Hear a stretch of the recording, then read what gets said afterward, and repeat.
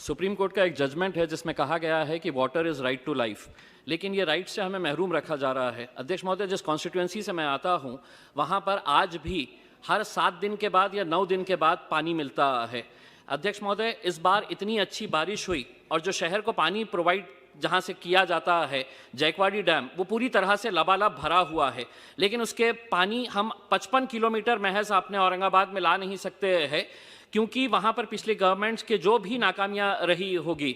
आज वो गेट्स खोलकर पानी को बहाया जा रहा है, लेकिन हमारे पास 5 दिन 7 दिन के बाद ये बारिश पानी मिल रहा है। अब सरकार ने एक 1680 करोड़ रुपए की एक स्कीम की घोषणा की है। मैं अभी तक इंतजार कर रहा था कि जल शक्ति मंत्री यहाँ पर बैठे हुए थे कि आप मेरा नाम नहीं पुकारे, लेकिन वो उठ के चले गए हैं। मैं आपके माध्यम से ये अनुरोध करना चाहूँगा कि 70 सालों के बाद भी अगर 7 दिन और 9 दिन के बाद पानी मिल रहा है, तो सरकार ने ये वादा किया है कि हर घर जल,